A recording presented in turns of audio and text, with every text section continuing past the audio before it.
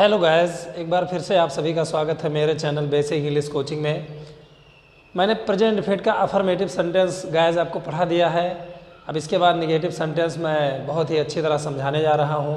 अगर आपको affirmative sentence समझ में आ गया है तो निश्चित तौर पर आपको निगेटिव सेंटेंस भी समझ में आ जाएगा। बस थोड़ा सा ध्यान रखने की ज़रूरत है। जो स्ट्रक्चर था सब्जेक्ट वर्ब ऑब्जेक्ट का लगभग वही रहेगा, लेकिन निगेटिव सेंटेंस से हेल्पिंग वर्ब यानी सहायक क्रिया लगने लगती है। तो सहायक क्रिया क्या है मैं वही बताता हूँ, और कहाँ लगेगा वो भी मैं बताने जा रहा हूँ। ध्यान दीजिए। लेकिन गाइस, अगर आप मेरे चैनल में नए हैं तो वीडियो तक अंत तो बने ही रहिए और मेरे चैनल को सब्सक्राइब कर लीजिए, ज़्यादा से ज़्यादा शेयर कर लीजिए। वीडियो के अंत तक जरूर बने रहिए, अन्यथा आपको समझ में नहीं आएगा। तो गाइस, प्रेजेंट इंडेफिनिट का निगेटिव सेंटेंस की हेल्पिंग वर्ब जो है, अफर्मेटिव सेंटेंस में तो हेल्पिंग वर्ब नहीं लगता था, लेकिन इसमें निगेटिव सेंटेंस में हेल्पिंग वर्ब डू और डज है। तो ही, सी, इट जितने भी एक वचन रहेंगे, सिंगुलर नंबर रहेंगे, उनके साथ आपको डज नॉट का प्रयोग करना है। अगर शॉर्ट में लिखना चाहते हैं, संक्षेप में लिखना चाहते हैं तो डजंट का प्रयोग हो जाएगा। आई, यू, वी, दे जितने भी प्लूरल हैं, बहुवचन हैं, उनके साथ आपको डू नॉट का प्रयोग करना है। अगर इन शॉर्ट प्रयोग करते हैं, संक्षेप में प्रयोग करते हैं तो डोंट का प्रयोग हो जाएगा। इसका स्ट्रक्चर है, पहले सब्जेक्ट लिखते थे, सब्जेक्ट ही लिखेंगे बस। सब्जेक्ट के बाद सिंगुलर है तो डज नॉट और प्लूरल है तो डू नॉट का प्रयोग करके वर्ब की फर्स्ट फॉर्म लिखेंगे। गाइस, ये चीज़ ध्यान रखना कि डू नॉट, डज नॉट के साथ वर्ब की फर्स्ट फॉर्म लिखी जाती है। अगर आपको याद होगा तो अफर्मेटिव सेंटेंस में एक वचन के साथ एस अथवा एस जुड़ जाता था, बहुवचन के साथ नहीं जुड़ता था। तो गाइस, डू नॉट और डज नॉट का प्रयोग करने से वर्ब की फर्स्ट फॉर्म लिखी जाती है, उसमें एस या एस नहीं जोड़ते हैं, फिर ऑब्जेक्ट लिखा जाता है। यहाँ पे मैंने नियम लिख दिए हैं, अगर आप फेयर कॉपी बना रहे हैं तो उसमें लिख लीजिए। डू और डज के साथ वर्ब की फर्स्ट फॉर्म लिखी जाती है, यानी उसमें कुछ जोड़ा नहीं जाता है। तो गाइस ध्यान दीजिए, वह बहुत तेज़ नहीं दौड़ता है। कौन का प्रश्न करके सब्जेक्ट ढूंढ लेते हैं। कौन बहुत तेज़ नहीं दौड़ता है, वह। कौन बहुत तेज़ नहीं दौड़ता है, वह। अब ही लिख दिए। ही के साथ डज नॉट लगेगा, क्योंकि यहाँ पे बाकायदा लिखा हुआ है कि ही, सी, इट जितने भी सिंगुलर हैं उनके साथ डज नॉट लगेगा। चाहो तो यहाँ पे डजेंट कर सकते हो। He does not. अब डज नॉट लगाने के बाद वर्ब की फर्स्ट फॉर्म, तो वर्ब ये कौन सा काम कर रहे हैं, दौड़ते हैं। दौड़ने का काम तो ये क्रिया है, रन लिख देंगे। ध्यान रहे इसमें यस अथवा यस नहीं जोड़ते हैं। He does not run. अब बचा क्या, बहुत तेज। बहुत तेज की अंग्रेजी होता है वेरी फास्ट। तो गाइस, जिस तरह से हम निगेटिव सेंटेंस को बनाते हैं। उसके पिताजी नौकरों को नहीं डांटते हैं। यहाँ से कौन का प्रश्न कर लेंगे, सब्जेक्ट मिल जाएगा। कौन नहीं डांटते हैं, उत्तर मिला उसके पिताजी। उसके पिताजी नौकरों को नहीं डांटते हैं। कौन नहीं डांटते हैं, उसके पिताजी। तो यहाँ पर लिखेंगे हिज, और पिताजी की अंग्रेजी फादर होता है, सभी लोग जानते हैं, हिज फादर। अब पता चला ये सिंगुलर नंबर है, सिंगुलर के साथ डज नॉट लगेगा। चाहो तो डजंट लिख सकते हो, शॉर्ट फॉर्म में लिख सकते हो। ये डज नॉट एक ही में हो गया, डजंट हो गया, हिज फादर डजंट। अब डज नॉट, डू नॉट के बाद वर्ब की फर्स्ट फॉर्म लिखेंगे। गाइस, डांटते हैं, डांटना की अंग्रेजी स्कोल्ड होता है। किसको डांटते हैं का प्रश्न करके ऑब्जेक्ट मिल जाएगा। ध्यान रहे, क्रिया और ऑब्जेक्ट के बीच में का, की, के, को या से की अंग्रेजी नहीं लिखी जाती है। किसको डांटते हैं, नौकरों को, तो सिर्फ नौकर लिखा जाएगा, यानी द सर्वेंट्स। गाइस, इस तरह से निगेटिव सेंटेंस बनेगा। यह शिक्षक बीमारी के दौरान विद्यालय नहीं जाता है। गाइस, मैंने कुछ प्रीपोजिशन लिखे हैं जो महत्वपूर्ण है। धीरे धीरे और भी प्रीपोजिशन आपके सामने आते जाएंगे। बस आप मेरा एक एक वीडियो शुरुआत से देखिए और हर चीज़ को समझिए। मैं दावा करता हूं कि आज इंग्लिश स्पीकिंग भी सीख लेंगे। तो ये जो प्रीपोजिशन होते हैं, इनका नियम होता है कि जिसके लिए ये आते हैं उसके आगे लिखे जाते हैं। ड्यूरिंग मीन्स के दौरान, फॉर मतलब के लिए, विथ मतलब के साथ, फ्रॉम मतलब से, और विदाउट मतलब के बिना। तो गाइस, यहाँ देखिए, यह शिक्षक बीमारी के दौरान विद्यालय नहीं जाता है। कौन नहीं जाता है, यह शिक्षक। जाता नहीं है कौन, यह शिक्षक। इसको लिखेंगे, यह सब्जेक्ट है। दिस शिक्षक की अंग्रेजी हो जाएगा टीचर, दिस टीचर। अब सिंगुलर नंबर है, पता चला तो डज नॉट का प्रयोग कर देंगे। हालांकि शॉर्ट फॉर्म का ज़माना है तो डजंट लिखेंगे तो ज़्यादा बेहतर होगा, या डज नॉट आप लिखेंगे तो क्या वो गलत थोड़े हो जाएगा, वो भी सही रहेगा। तो दिस टीचर डजंट, अब पहले क्रिया लिखेंगे, जाता है गो। अब कहीं जाता या आता है तो कहाँ आता जाता है ये चीज़ पहले लिखी जाती है। जाता है कहाँ जाता है? विद्यालय यानी टू स्कूल, टू स्कूल लिख दिए। अब बीमारी के दौरान, गायज के दौरान प्रीपोजिशन है, आप वहाँ देख सकते हैं। ये जिसके लिए आता है उसके आगे लिखा जाता है। बीमारी के दौरान किसके लिए आया है? बीमारी के लिए आया है, तो बीमारी से पहले लिखा जाएगा ड्यूरिंग। अब बीमारी की अंग्रेजी होता है सिकनेस। इस तरह का आज हम बनाएंगे, this teacher doesn't go to school during sickness. तो इस प्रकार आप निगेटिव सेंटेंस बना सकते हैं। आते हैं चौथे सेंटेंस पर। हम ठंडी में पतंग नहीं उड़ाते हैं, तो कौन पतंग नहीं उड़ाता है? हम, बी। अब डू नॉट लिख सकते हैं, प्लूरल नंबर पता चला ये प्लूरल नंबर है तो डू नॉट लिख देंगे। लेकिन अगर आपको शॉर्ट फॉर्म पसंद है तो डोंट लिखिए, वैसे भी इसी का ज़माना है। Be do not. अब इसके बाद क्रिया की फर्स्ट फॉर्म लिखेंगे। ये कौन सा काम कर रहे हैं? उड़ाने का, तो ये क्रिया है, वर्ब है, इसको लिखिए fly. Be do not fly, क्या नहीं उड़ाते हैं? पतंग, उसको लिख देंगे द काइट। अब ठंडी में, ठंडी की अंग्रेजी विंटर होता है इन, चाहे विंटर सीजन लिख दो चाहे सिर्फ विंटर लिख दो, दोनों सही है गाइस।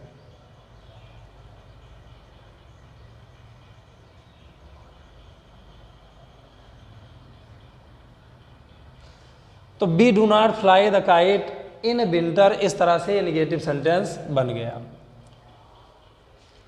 फिर इस गांव के लोग खेतों में सब्जियां नहीं उगाते हैं। सब्जेक्ट ढूंढेंगे, कौन नहीं उगाते हैं? इस गांव के लोग। माना सब्जेक्ट आपको इतना ही मिला, उगाते हैं कौन? लोग, लेकिन इसके विपरीत दिशा में जितना भी कुछ लिखा रहेगा वो सब्जेक्ट है। तो मैंने गाइस आपको बताया था काकी के का नियम कि अगर काकी के से पहले इधर निर्जीव आता है तो आफ लगाइए, लेकिन आफ लगने पर इधर वाला इधर हो जाता है और इधर वाला इधर हो जाता है। तो लोग यहाँ लिखेंगे द पीपल,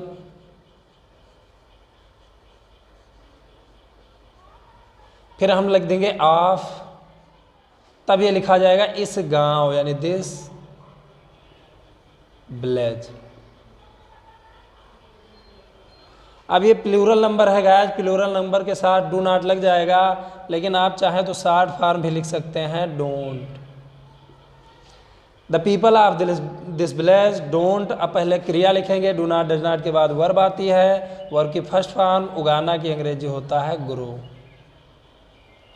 क्या उगाते हैं? सब्जियां यानी द वेजिटेबल्स लिख देंगे, द वेजिटेबल्स।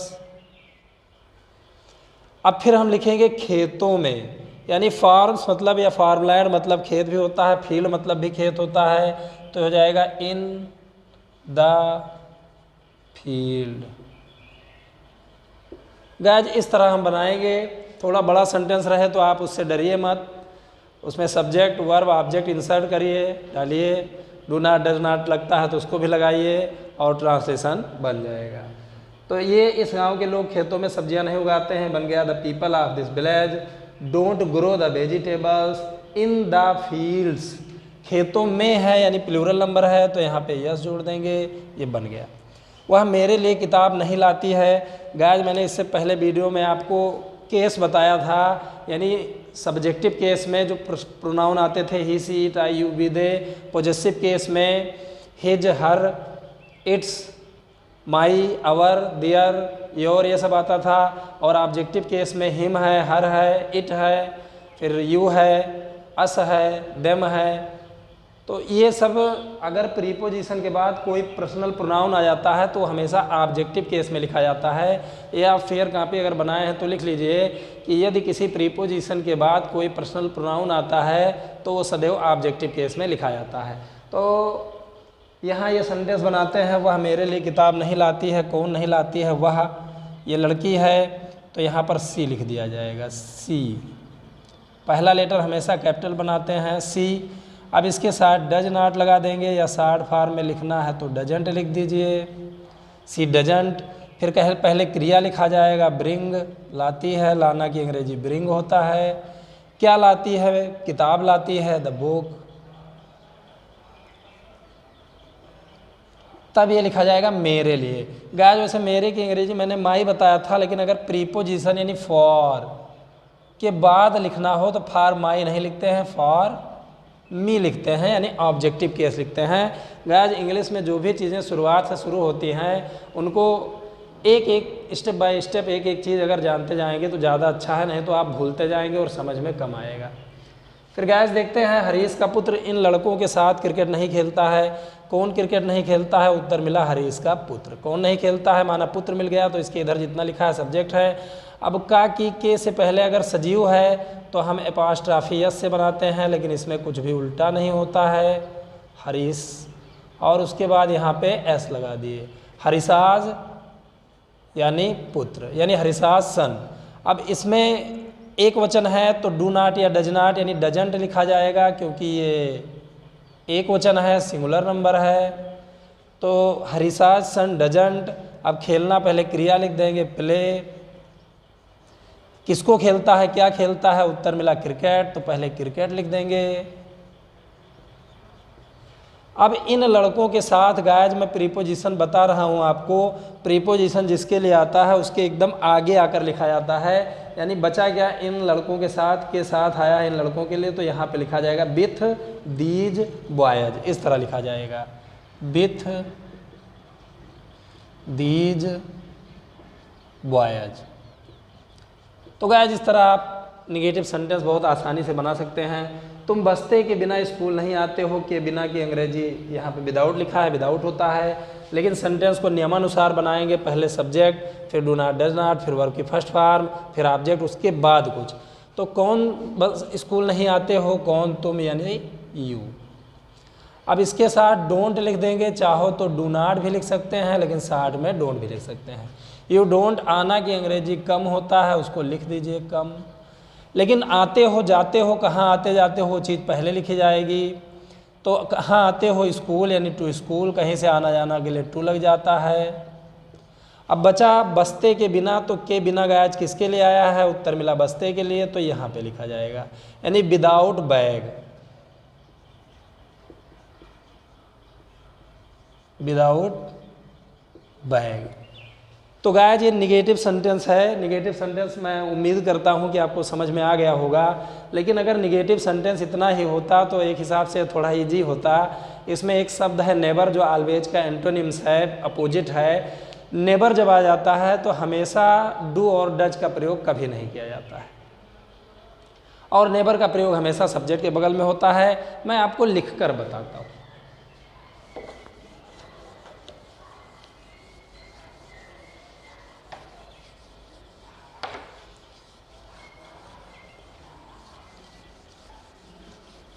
गाइस अगर आपको कुछ भी समझ में नहीं आता है तो प्लीज़ आप उसको कमेंट सेक्शन में लिखिए, मुझसे संपर्क करिए। मैंने अपना नंबर भी एक आध दो वीडियोज़ में दिया है, मैं उसको फिर से समझाने की कोशिश करूँगा। गाइस एक चीज़ आप जान लीजिए, ये जो बेसिक इंग्लिश है, अगर बेसिक इंग्लिश नहीं आता है तो इंग्लिश स्पीकिंग आप रटा रटाया जान सकते हैं, लेकिन जो चाहें वो नहीं बोल सकते हैं। You can not speak what ever you want if you don't have the knowledge of basic English grammar. अगर आपको बेसिक इंग्लिश ग्रामर का नॉलेज नहीं है तो वास्तव में आप जो चाहे वो नहीं बोल सकते हैं। ये चीज़ ध्यान रखिएगा, चाहे जहाँ चाहे जिस चैनल पर आप देख लीजिएगा। गाइस नेवर जो शब्द है, नेवर मीन्स होता है कभी नहीं।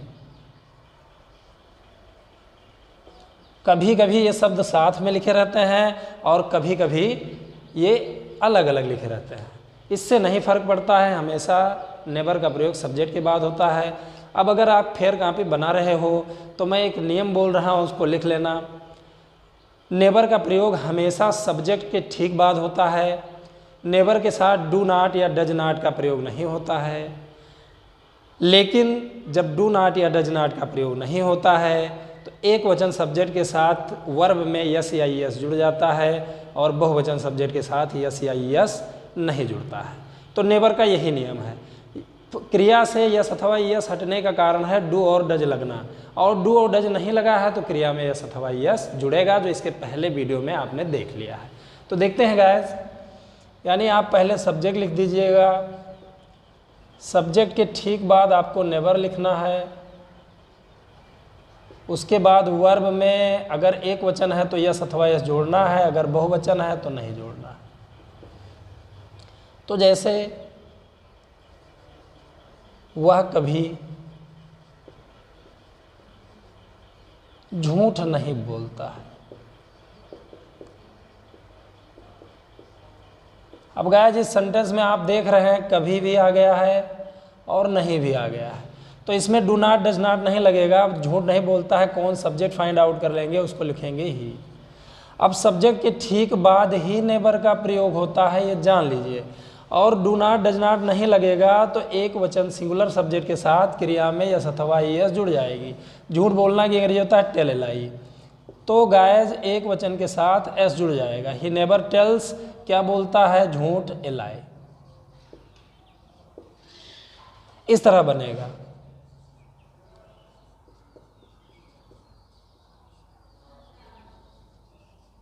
रोहित कभी किसी को गाली नहीं देता है। तो कौन गाली नहीं देता है, सब्जेक्ट ढूंढे रोहित, उसको लिख दिए रोहित। अब गाइस ये जो कभी और नहीं शब्द आ गया है, ये हमेशा सब्जेक्ट के ठीक बाद में लिखा जाएगा। और आप ये नियम ध्यान रखिए कि अगर एक वचन है तो क्रिया में अथवा जुड़ जाएगा। ऐसा इसलिए क्योंकि डू नॉट डज नॉट नहीं लगा है। रोहित नेवर, अब इसमें क्रिया है गाली देता है। गाइस क्रिया एक ही होती है, कहीं ऐसा ना हो जाए कि आप गिव मतलब देना लिख दें और अब्यूज मतलब गाली लिख दें। गाली देना पूरा वर्ब हो गया तो उसको लिखेंगे अब्यूज और उसमें यस या यस जोड़ देंगे। तो रोहित नेवर अब्यूजेज, किसको गाली देता है, किसी को। किसी को की अंग्रेजी होता है एनीवन। अगर अफर्मेटिव है तो समवन लगाते हैं और अगर निगेटिव है तो एनीवन लगाते हैं। गाइस अगर बहुवचन आ गया, कोई बहुवचन चीज आती है,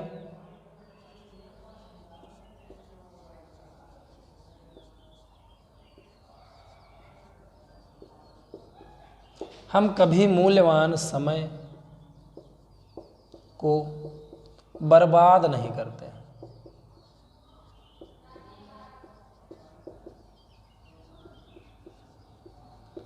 तो कौन बर्बाद नहीं करते हैं, उत्तर मिला हम, उसको आप लिख दीजिए बी। उसके बाद कभी और नहीं की अंग्रेजी गाइस नेवर होता है तो उसको लिख देंगे नेवर। अब पहले वर्ब लिखेंगे तो ध्यान रहे वर्ब ये पूरा है, बर्बाद करते हैं, सिर्फ करते हैं नहीं, बर्बाद करना पूरा वर्ब है। तो वी नेवर बेस्ट मतलब बर्बाद करना। अब गाइस बी के साथ एस्वास नहीं जुड़ेगा, ऐसा नियम मैंने पढ़ा दिया है। वी नेवर वेस्ट, हम कभी बर्बाद नहीं करते हैं, किसको, मूल्यवान समय को।